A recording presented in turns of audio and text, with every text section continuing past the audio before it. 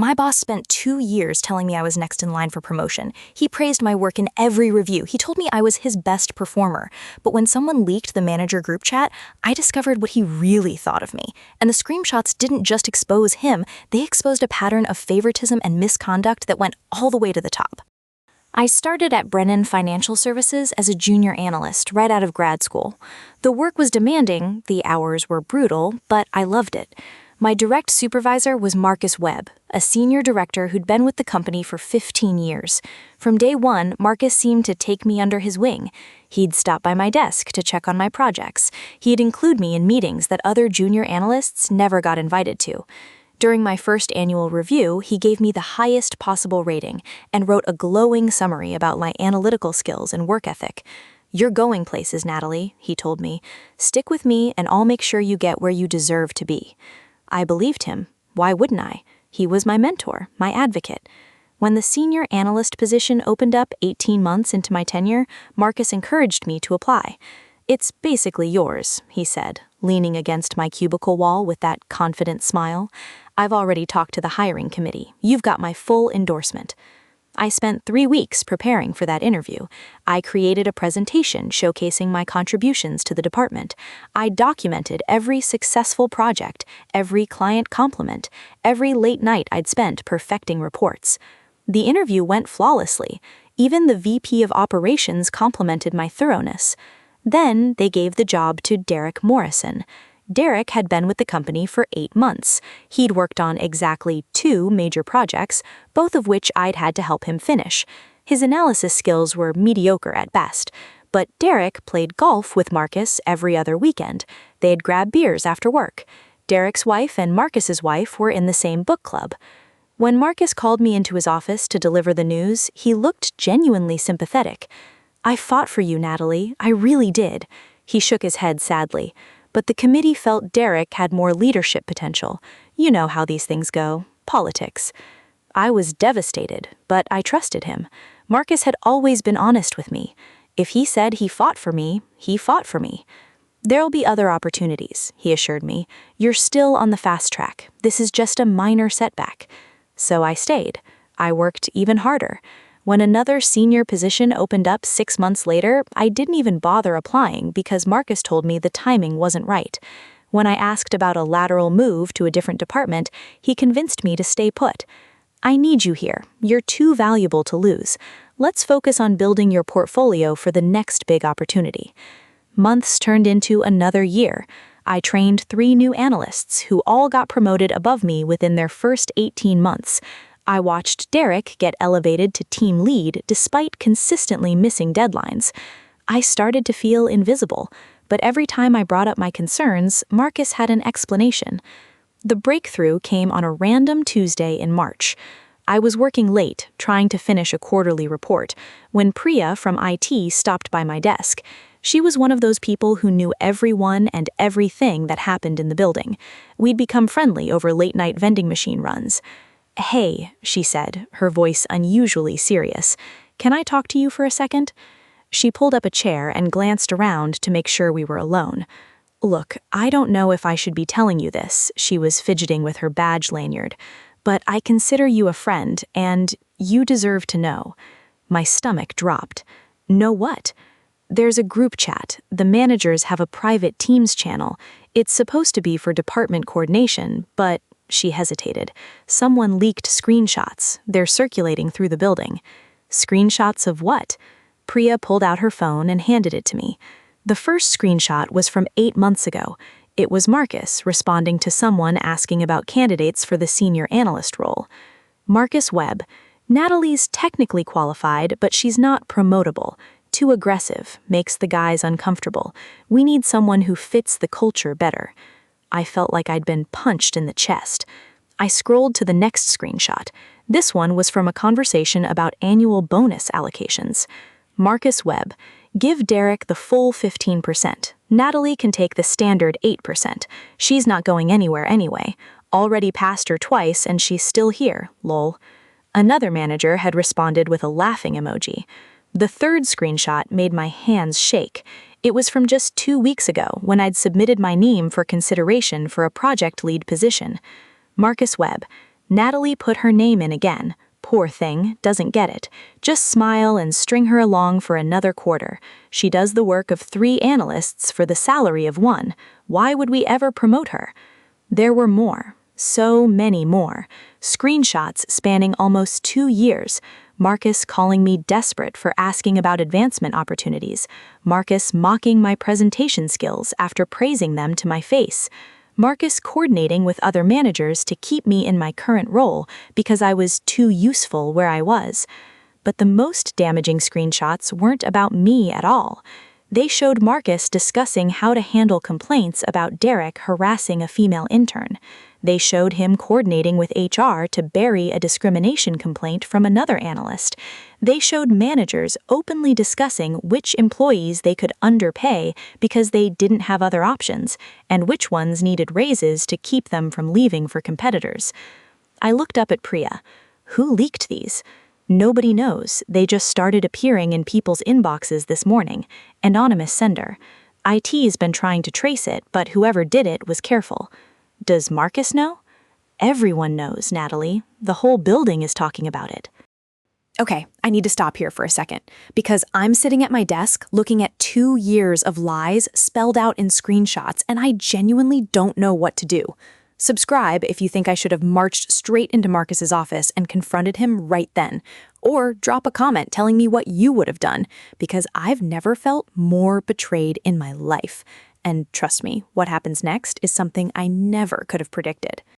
I didn't sleep that night. I just kept reading the screenshots over and over, matching them to every conversation Marcus and I had ever had. Every time he'd told me to be patient, every time he'd assured me my time was coming, every encouraging word had been a lie designed to keep me compliant and productive. The next morning, I walked into the office with a very different mindset. I could feel people watching me as I passed through the cubicle farm. Some looked sympathetic, others looked away quickly, embarrassed. The screenshots had clearly made the rounds.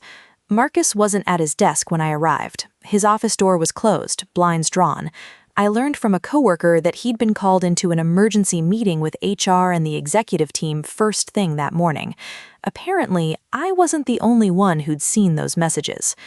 Around 10 a.m., an all-staff email went out from the CEO announcing that the company would be conducting an internal investigation into inappropriate communications and that several employees had been placed on administrative leave pending the outcome.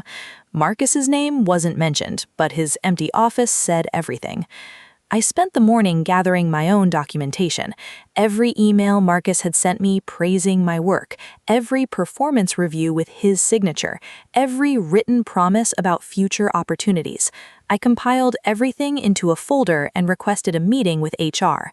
The HR director, a woman named Carolyn Fitch, met with me that afternoon. She looked exhausted and deeply uncomfortable. "I want to be transparent with you, Natalie," she said. "The screenshots that were leaked contain some very concerning communications. We're taking them extremely seriously." "I saw them," I said flatly. "I'm in them." She nodded slowly. "Yes, I know, and I want you to understand that this company does not condone the kind of behavior reflected in those messages. With respect, Carolyn, it seems like the company condoned it just fine for the past 2 years. I slid my folder across the table. This is documentation of every time Marcus promised me advancement opportunities while actively blocking my career. Every performance review where he rated me highly while telling other managers I was unpromotable.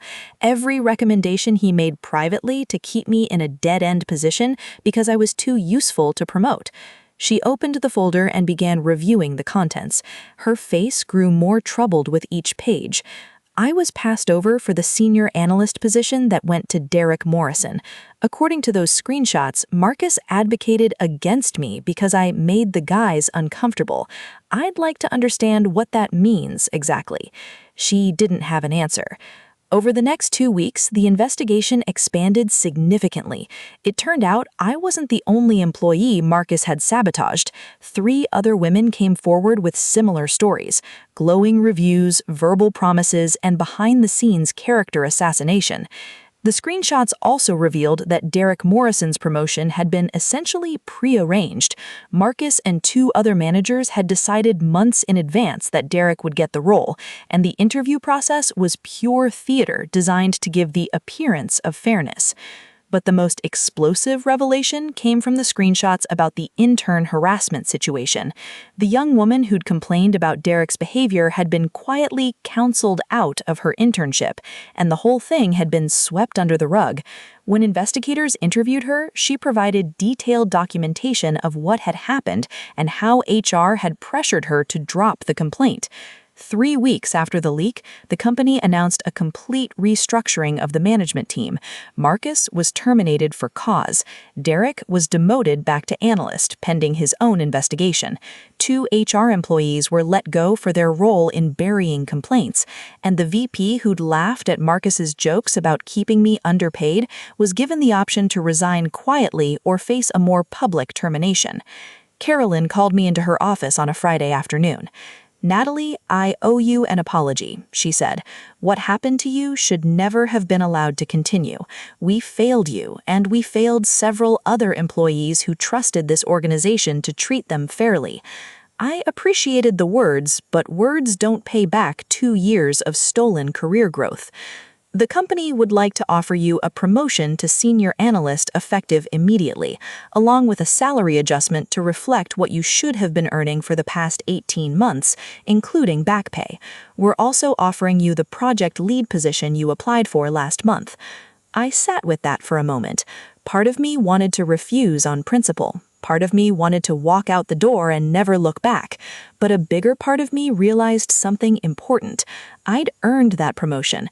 I'd earned it 2 years ago, and taking it wasn't accepting a consolation prize. It was claiming what was always rightfully mine. I'll accept the senior analyst position and the back pay, but I want the project lead role to be a full promotion with appropriate compensation, not a lateral move. And I want it in writing that my performance reviews going forward will be conducted by someone outside the department. Carolyn agreed to everything. I never found out who leaked the screenshots. Part of me suspects it was someone in IT who finally got fed up watching the same managers get away with the same behavior year after year. Part of me wonders if it was one of the other women Marcus had sabotaged. Maybe it was someone who was in that group chat and couldn't live with what they'd been part of anymore. Whoever it was, they didn't just expose Marcus. They exposed an entire culture of favoritism and discrimination that had been operating in plain sight. The company hired an outside firm to audit their promotion and compensation practices. They implemented new oversight procedures for manager communications. They created an anonymous reporting system for employees who experienced retaliation. None of that erases what happened. I can't get those 2 years back. I can't undo the psychological damage of being gaslit by someone I trusted, but I can make sure it doesn't happen to the next Natalie who walks through those doors believing that hard work and talent are enough. I started my new role 3 weeks ago. My first act as project lead was to recommend one of the junior analysts for a training program Marcus had always deemed her not ready for. She starts next month. The group chat that ruined Marcus Webb's career is gone now, but the lesson it taught me will stay with me forever. Always document everything. Never trust verbal promises. And remember that the people smiling to your face might be laughing about you the moment you leave the room. Unless, of course, someone's keeping screenshots. Thank you so much for listening to my story. If it resonated with you, please hit that like button and subscribe so you don't miss the next one. And if you've got your own workplace nightmare story, whether it's a toxic boss, denied promotion, or something even crazier, I'd love to hear it. Drop your story in the comments or send it to us directly, and you might hear it featured in an upcoming video. Until next time, stay strong and keep receipts.